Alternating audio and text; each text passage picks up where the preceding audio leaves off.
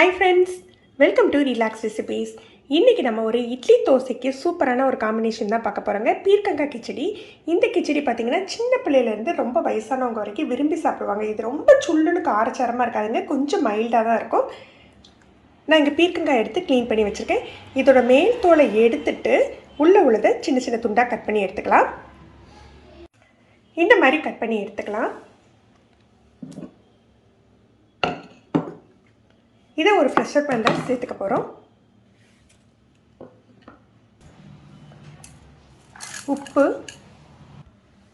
2 பச்சை மிளகாய் சேர்த்துக்கிறேன். சின்ன சைஸ் தான் சேர்த்துக்கிறேன், ஏன்னா இதில் வந்து நம்ம காஞ்ச மிளகாவும் சேர்ப்போம். 1 கப் தண்ணி சேர்த்துக்கலாம். இதை ப்ரெஷர் குக்கரில் ஒரு விசில் மட்டும் வச்சு எடுத்துடலாம்.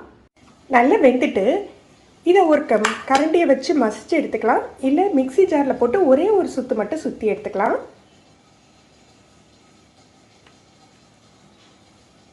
ஒரு 2 டீஸ்பூன் எண்ணெய் விட்டுக்கலாம். கடுகு, உளுத்த பருப்பு,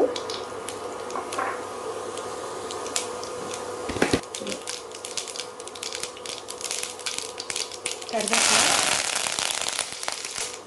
காஞ்ச மிளகாய்.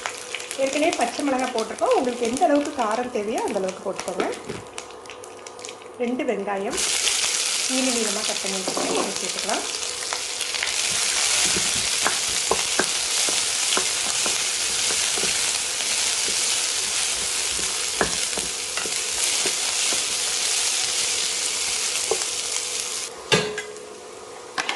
இதில் கடைஞ்ச பீர்க்கங்காய் சேர்த்துடலாம்.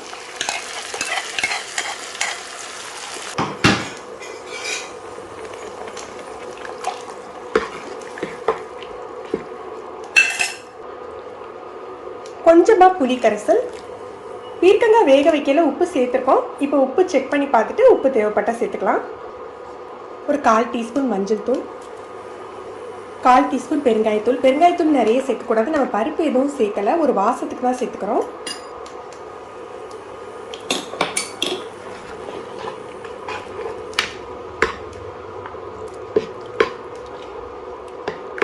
இதெல்லாம் சேர்ந்து நல்லா கொதிச்சு வரட்டும். இந்த மிளகாத்தூளோட காரம் எல்லாம் இறங்கணும். பீர்க்கங்காய் கிச்சடி ரெடி ஆயிடுச்சு. புளி வேண்டாம்னு நினைக்கிறவங்க நம்ம பீர்க்கங்காய் வேக வைக்கலையே 2 தக்காளி கூட சேர்த்து வேக வச்சுக்கலாம். அது இன்னும் கணிசமாக இருக்கும். அதாவது குவான்டிட்டி உங்களுக்கு ஜாஸ்தியாகவும் கிடைக்கும், டேஸ்ட்டும் நல்லாயிருக்கும். நான் இன்றைக்கி தக்காளிக்கு பதிலாக புளி சேர்த்து செஞ்சுருக்கேன். ஃப்ரெண்ட்ஸ், நீங்களும் இந்த ரெசிபி ட்ரை பண்ணி பாருங்கள். இட்லி தோசைக்கு ரொம்பவே அருமையாக இருக்குங்க. எப்படி இருந்ததுன்னு கமெண்ட் பண்ணுங்கள். இந்த வீடியோ உங்களுக்கு பிடிச்சிருந்ததுன்னா லைக் பண்ணி ஷேர் பண்ணுங்கள்.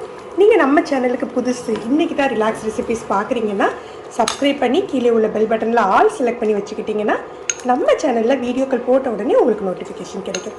தேங்க்யூ.